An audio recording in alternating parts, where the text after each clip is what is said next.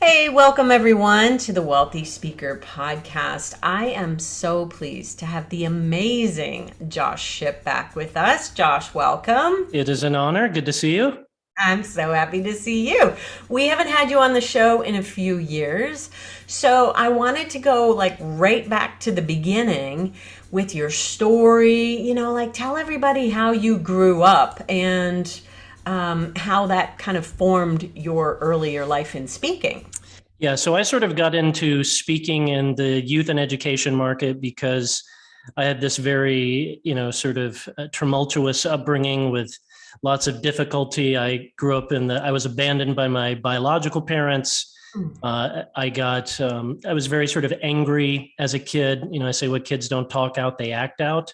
And that Mhm. was certainly true for me. So, the way I dealt with that anger is I got myself kicked out of uh, all my foster homes, and I actually kept score in a notebook, and I would try to get kicked out of my current foster home quicker than the previous one.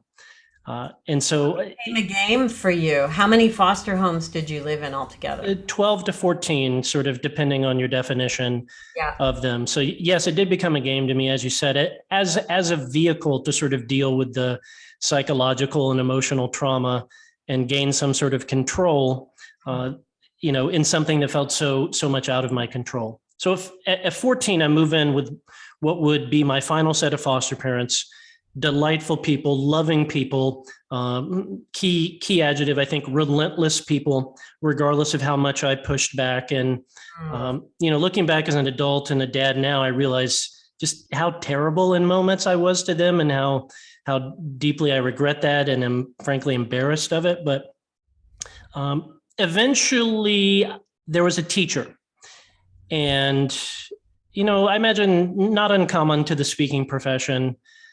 The way I was sort of dealing with being this foster kid is I developed a sense of humor. And I Okay. realized if I could make my peers laugh, then they were less likely to sort of make fun of my situation. Right. And understandably, this was a disruption to most teachers, but one teacher pulled me out in the hallway and said, Josh, you can't act like this, but I do see a gift in you. Have you ever considered joining speech and debate? And so I did. I loved it. I got into it. I joined other student leadership organizations. And I grew up in Oklahoma, became the state president of that leadership organization. Mm. And this was my entry into public speaking, is that I would have to go around. I was a high school student, but I would have to go around to the middle schools and give, the organization was called DECA. And I would have to give sort of a DECA propaganda speech to the middle school kids, like, hey, when you come up to the high school, there's all sorts of clubs you can join. Here's why you should consider DECA. Right. And then what would eventually happen is certain teachers would circle back and say, hey, the kids really responded to you. They seem to like you. Right. Hey, you're welcome to come back sometime. And you don't even have to talk about DECA. Just Right. maybe talk to them about life and things that are going on. So that was my unknowingly, sort of ignorantly backing into the public speaking profession and then having to go and learn the entire business side of it.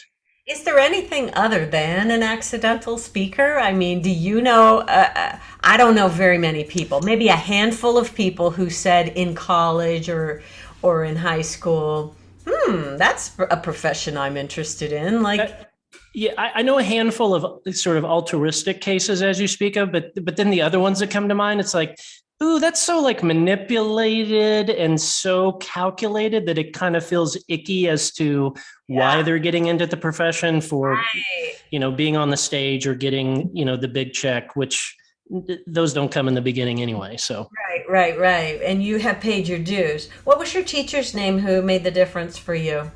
Jane Sadowski. Her name was Jane? Yes. That's the only reason I agreed to come on this podcast. Oh, That's thank you, it. Mrs. Sadowski. I appreciate Yes. that very Making Janes look good.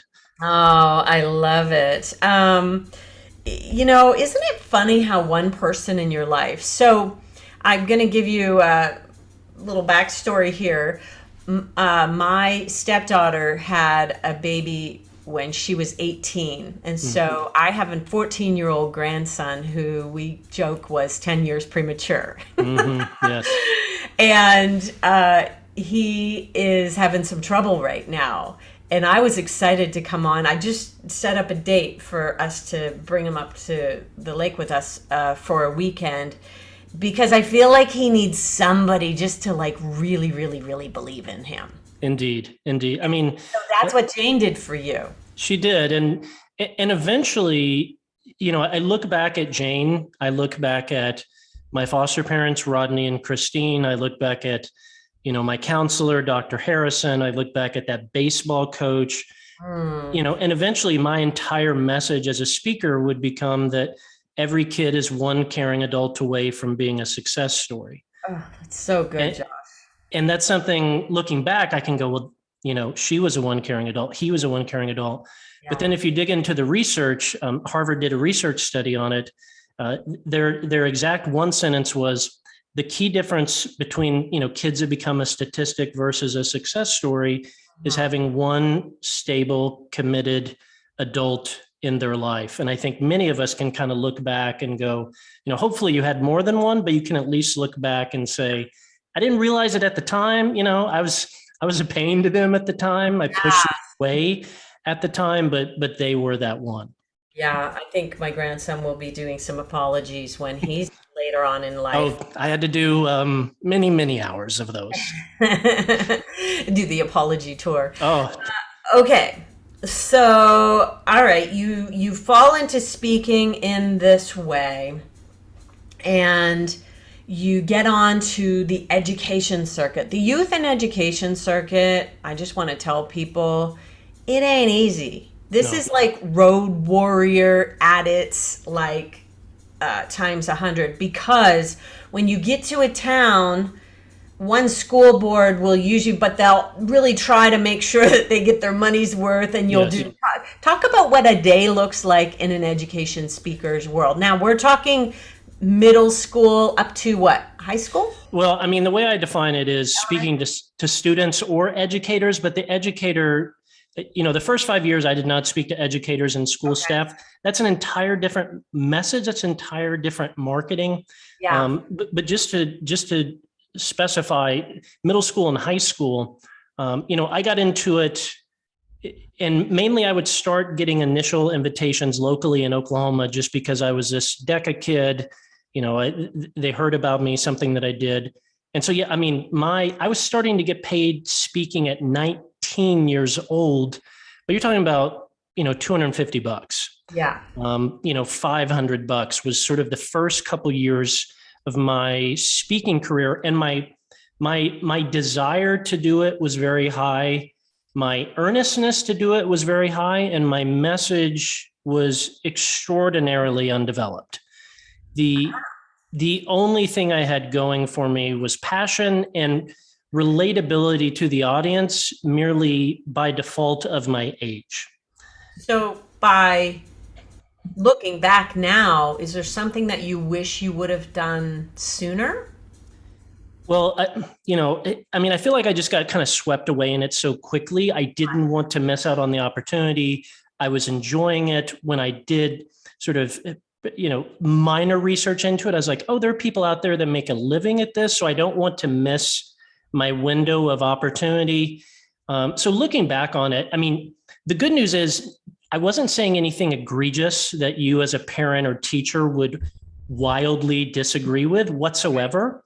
Right. It's just looking back, it's like, my message wasn't that helpful. It was sort of like entertaining anecdotes that I could relate to because I was still a teenager, they were a teenager, and then sort of some successory poster quotes sprinkled in there. Can we talk about that for a second? Because I think it's not uncommon for people to deliver book reports when they become speakers. Okay, so you've read some motivational books. Yes. And you decided that you wanted to speak. And who I see this with is in athletes. Mm-hmm. They kind of somehow don't recognize that their own personal story is the most important part of that's why they're hiring is for you. People don't want a book report. They want to know what you personally have experienced and know. Yes. Yeah. And I mean, I can tell you that anecdotally and now qualitatively. Now I run a speakers bureau in the education world, yeah. and we book, 1,000 paid engagements each year. And the hardest thing to do as a speaker, but the most effective thing to do, is to be yourself, Mm. is to bring, whatever sense of humor you do or don't have, just all of that in service of the audience. But that is the most terrifying thing to do when you get started. So what I did is, it's like I'm going to be Zig Ziglar, but if he was 19, Yeah. or I'm going to be this proven entity of a speaker that I saw, Mhm. if they were 19. So part of me wishes that you could skip over that phase, and maybe some people can, if you're strategic, intentional enough, hire a coach, do the homework. But for some folks, maybe that is just a phase that you have to pass through. And like looking back at your middle school photos, you're like, what was I thinking? Like, oh That, my, yeah. Oh my goodness. I can't believe anyone hired me. Are you kidding me? Uh, I but love that. This really is a good conversation about finding your identity.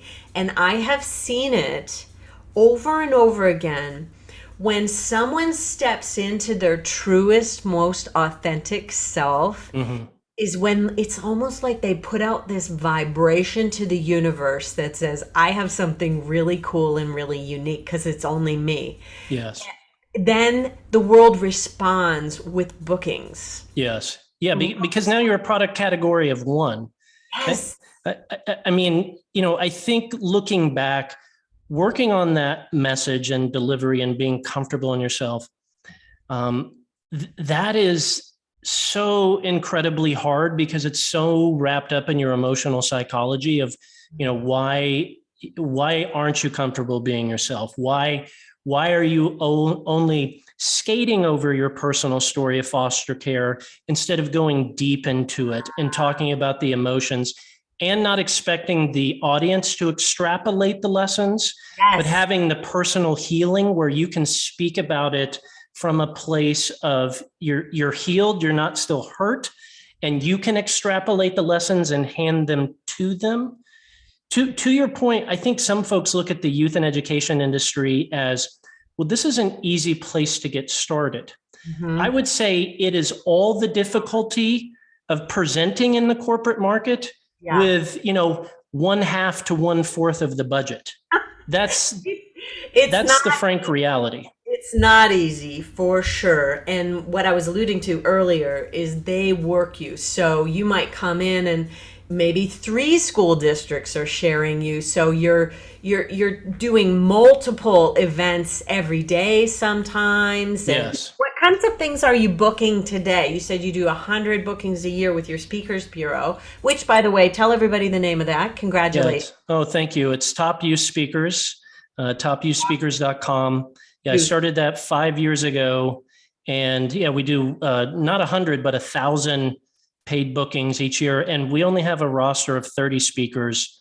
They're Ooh, all exclusive so that we can handle the marketing and administrative side of things, so that they can solely focus that's a lot of on bookings per speaker, isn't it? Holy cow. it is. And that's 1,000 contracts. So to speak to your point of like, often a district will work you hard. So, I said I got started in 19 doing $250 speeches.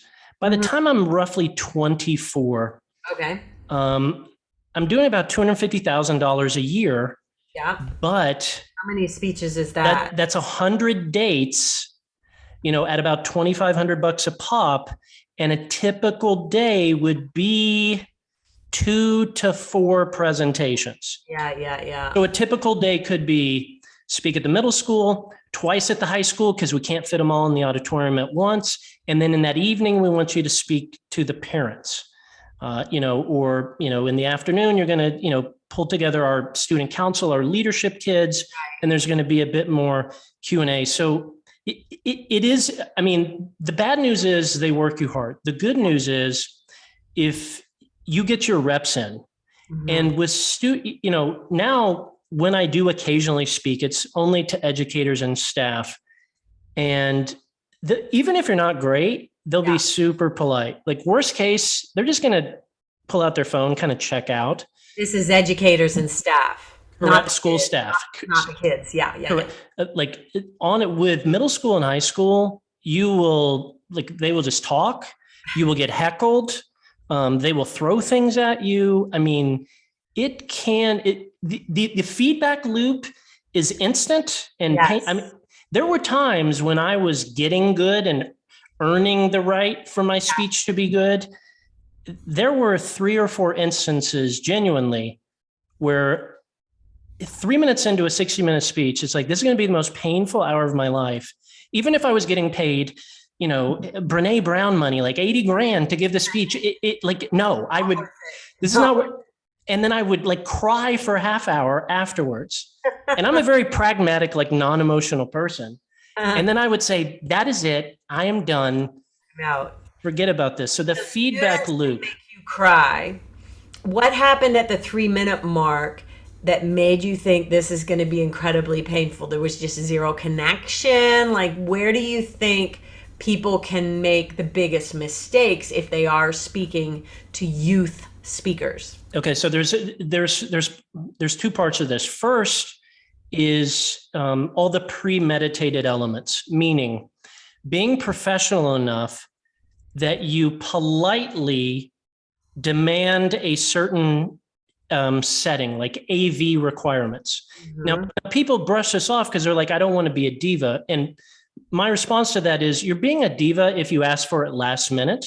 Mm-hmm. But if you communicate it at the 3-month mark where we sign the contract, 1 month ahead of time, hey, just want to remind you of this. A couple weeks before in the call, hey, not trying to be difficult, but these 3 things really make a big difference. Yes. I'm not trying to be difficult. What might those things be? For example, in a gym, you want all the students on one side, not on both sides. Right. In a gym, which is made for basketball, not communication, hey, go grab those stand-up speakers that are in the band room and let me speak through those instead of the ones out of the ceiling, which are going to bounce all over the place. Okay, good. So half of the equation is being professional enough and systematic enough in treating each gig with that level of intentionality and respect. Right. That you get yourself into a system where you're, or a environment where you're more likely to connect. And then the second component is the speech. And what I have found works best with students is in the beginning, if you can have self-deprecating humor at all, they're coming in expecting to be preached at, lectured, spoken down to, yelled at, stay off drugs, get to college, pull your pants up, these sorts of things. So anything you can do to appropriately self-deprecate, make fun of yourself, and to combat what they're expecting, surprise them, suck them in, then get vulnerable. So you get vulnerable. So you start funny, then you get vulnerable. And then now you have earned the right to extrapolate. Hey, here's how my story relates to you. What about you and your life? And how are you? Yeah. People who can do that, and I've seen people do it in 100 different flavors, but if you can make them laugh, make them cry, and give them hope, they will, unlike a corporate audience. If you nail the speech, and I have friends who are phenomenal corporate speakers. I've done a handful of corporate speeches. They've gone quite well. That's not a world I'm interested in. But with student, they will treat you like the Beatles. They will line up a mile long afterwards to tell you thank you, to genuinely say, hey, I was going through a tough time. This was super appreciative. I'm very appreciative of this. Isn't that nice? So the response in both, if you ain't good, like they're going to give it to you. And if you are good, they're going to give it to you, is really unprecedented. Lots of love, lots of love. What you were talking about, though, disarming them with self-deprecating humor and the scenario, all of that is good regardless of who you're speaking to. I think that when you open with something that's self-deprecating, you do disarm and you say, I don't take myself very seriously and Yeah. I'm not here to preach to you. Like, it sets the stage for a lot of audiences. There's a lot of audiences who would appreciate that. So I think that's a good tip, regardless. Agreed. Yeah. Now, speaking to educators and staff, I actually take a slightly different approach. Do tell. I start off very serious. I go Okay. right to the moment of vulnerability. I try to, within the first 3 minutes, deliver one of my best takeaways, because I think the posture of a student is skepticism and a worry of irrelevance. Okay. So you kind of win them over that way. I think the posture in interviewing and surveying educators and school staff is, what does a speaker know? They don't spend day in, day out in a classroom. Right. With educators and staff, I try to get to the point of like, hey, this guy's got some things to say.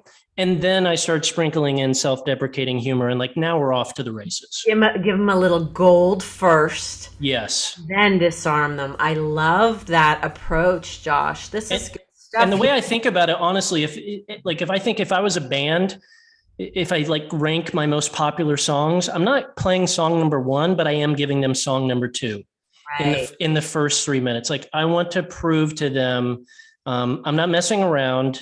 This is going to be valuable. This is going to be worth the 60, 90 minutes of your time. This is so good. I have so many questions for you and so many things to unpack. Let me just look at my notes and see if there was anything in here that I think what is worthwhile. Well, I have something that's kind of interesting, dancing around what we're talking about. Yeah. So we did, talking about the importance of getting the speech right. I mean, that's a lot of what we're talking about, whether it be with students or with educators and staff, folks that work with students. So for our agency, we surveyed 1,300 of our clients. So roughly, a year and a quarters of our clients, and got them to articulate what was the single decision point of you hiring X speaker. Oh, so good.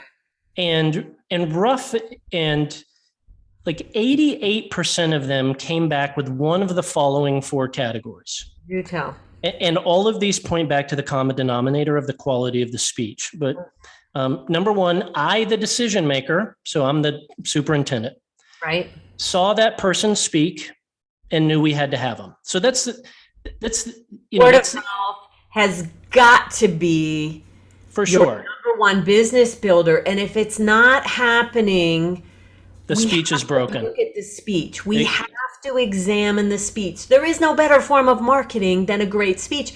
And that's why you were able to build such an amazing book of business so quickly, even though you're saying you weren't super, super good. You must have had something, because the business came and the repeat business came. Yes. And I eventually got good, but the first couple of years, just being honest, it was okay. It was okay.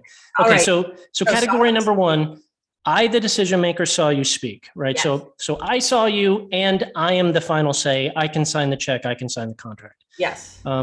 Way number 2, someone one seat away from me, the decision maker, maybe my assistant principal, saw you speak, then circled back to me. But then I want to asterisk that one because of these next 2 categories. So that's category 2 of 4. Category 3 of 4, I, the decision maker, saw a video, not live, of you speaking, and I was impressed. Or number 4, someone one seat away from me saw a video of you speaking, was impressed, forwarded it to me. Now, the interesting thing is, if someone one seat away from you, from the final decision maker, sees you speak, you almost think, well, this is a done deal. But at least in the youth and education world, here's what happens. So let's pretend, Jane, you're my boss. Right. So you're the superintendent, you're the final say, I'm the assistant principal. Okay. I see, Michelle speak. She's unbelievable. We got to have her. She's great. I come back to you. I say all this. She's great. Exactly what our students need to hear. Exactly what our staff needs to hear. Even though you trust me. Yes. Here's the big thing in the education world. They're not risking their money. They're risking their reputation. As a superintendent, if I put you up in front of our 2,000 students or our staff, and it isn't a home run, like I don't care about the $5,000, $8,000, $12,000. I got to deal with the blowback. So what you're going to do is you're going to go watch that video just to make sure. And typically what happens is the person in person indeed is a 9 out of 10 speaker. Yeah. And you heard that when I came back from the comp. They're great. We got to have them. Yeah. You go watch the video. Very common with folks we work with. The video is a 6 out of 10. Right. 7 out of 10. So now there becomes this chasm between my enthusiasm and your due diligence. They become skeptical. And so if you can close that gap where step one, work on the speech, make sure the in-person speech is as good as humanly possible, because there's no video editing or trickery you can do to solve for a speech that's lacking. But then secondly, intentionally, strategically, obsessively focus on that video. When I say we're doing 1,000 bookings a year, our internal research shows 85% of those are either from speaking on that stage or that video. Yeah. So that's why those are really the only two marketing elements we obsess about. That is so, and what you're talking about crosses into all industries. But everybody's reputation is on the line, especially in corporate. If the VP tells the president, you need to get this person, and then it doesn't go over well, that could be career-ending. I mean, that could be a very, very bad thing, right? And so reputation is always on the line. And I love this decision-making, the one seat away idea is so good. And your emphasis on making sure that your video is indicative of your talent. Yes. Do not spend the money on the video because you think something else will be more important. It won't. Correct. And I remember one time very early in her career trajectory, Kendra Hall had an idea, will speak for video. So well before she was getting the $30K speaking fees, she might have taken 5 in order to get this absolutely big stage footage, because a 3-camera shoot with audience reactions is going to do the trick for you. There's a lot of ways. So that phrase, will speak for video, becomes more and more important. Brilliant. And we're not talking long videos. We're talking under 3 minutes, right? Yeah. I mean, most of our videos that we create are between 5 and 7 minutes. And two things I'll say about this. Yeah. Number one, what I tend to see well-intended speakers do is they go, well, I'm a great speaker. So what I need to do is I need to go find a great videographer. And then I put my trust in them to make the video.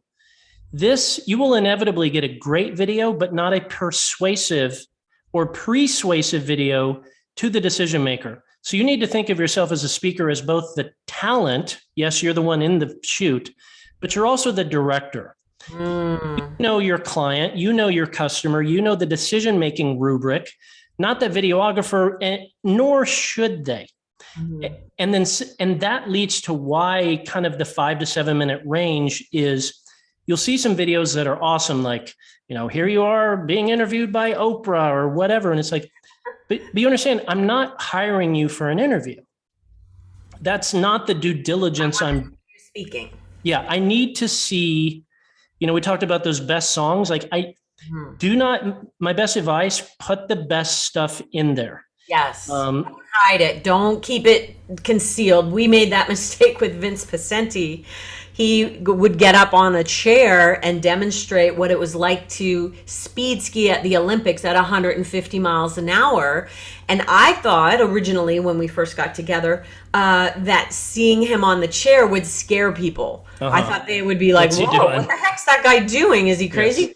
And so, but as soon as we recognize that was a mistake, let's bump it up to the very beginning. That's the best song. Indeed. Yep. Put it up to the very beginning. We're not giving away, the gold on the preview video. Everything changed. Indeed. It's impossible to give away the gold. I mean, even in schools where if you're quite good, I mean, the youth and education fee elasticity, if you're quite good, is somewhere between $2,500 and $15,000. That's sort of the range. Put the gold in there, because if a school is so budget strapped that they can't do any of that range, what the worst case, they're going to show your 5-minute video in a classroom. They were never going to bring you in anyway. Yeah. For all of those schools and organizations and nonprofits that work with youth that are qualified, that do have the budget, again, they don't want to risk their reputation. So they're worried about, what are you actually going to say to our students? What are you going to say to our staff? Because again, reputation, I want this to go well. I don't want parent blowback. If you're funny, I want to see some of that funny. So I understand it's like PG-13, because as a principal, I get you need to engage the kids, but I don't want parents calling me up mad because you made some inappropriate joke to their kid and now they're telling the parent about it. There are lots of subtleties, that make the youth and education industry a joy, but also, there's different externalities in there. Let's talk the idea of not putting your top 3 songs in the demo video. I liken that back to being a decision based in fear, and just give it to them. Yeah. So what if they show it to all their teachers and students and they don't pay you? Who cares? Yeah. Is that really going to destroy the trajectory of your career? No. Let's just go ahead and put it in there. Talk a little bit about your average booking fee level right now. I know you're being worked really hard during a day, but what might a day rate be in the youth and education? Again, let's just clarify, we're talking what? Elementary, middle school, high school, but not college, right? We do book college stuff, but most of our stuff is K through 12 school for the students or the educators. Okay. So I'll talk you through those, and let's, for all these examples I'm going to give you, let's say that you're a 8 out of 10 speaker. Okay. With a 8 out of 10 demo video. Okay, good. Okay, so let's have those 2 underlining assumptions. Okay. In elementary, this is a space you're going to get worked the hardest, just because of budget and size and venue. Most middle schools and high schools, a lot of them have a nice 800-seat auditorium, 1,000-seat gym. Most elementary schools do not have this, so it's simply out of limited space. Yeah. If you're at that 8 out of 10 speaker in the elementary space, you're going to command $2,000 to $2,500, $3,000 for a day, and you're probably going to speak 2 to 4 times. Okay. Middle school, high school, if you're that 8 out of 10 speaker, you're going to do 1 to 3 school assemblies in a day, and you're going to get paid $3,000 to $5,000. 3 to 5. If you're an 8 out of 10 speaker for college, you're not a celebrity nor a micro celebrity that's known for something, you're going to get 4 to 7. Okay. And if you're speaking to educators and school staff, and you're the 8 out of 10, you're going to get $8,000 to $15,000. Okay. And that's typically for one speech. That's good. That's very, very helpful, I think, for a lot of people who might be thinking about dipping the toe in the water, or maybe they're just saying, nope, I'm good. I'm going to stay here in corporate. Yeah. A lot of people in my world will come up through education and then transfer over to corporate, and it makes perfect sense. But what I know about those people is that they have proven themselves over and over and over. For sure. They are road warriors. They know how to do it. They know how to book the business. And now they just need to transfer their knowledge over to doing it in corporate. Indeed. And it's not always easy. I know you know that. Well, Josh Shipp, if somebody wanted to, let's say they'd like to be considered as one of your exclusives, what should they do? You have a process for that? Yeah, I mean, we get about 300 applications a year, and we tend to take on one speaker a year after 12 months of due diligence. Oh, wow. Okay. So because the way I built the Bureau is I was represented by a couple of bureaus coming up as a speaker, and I built it.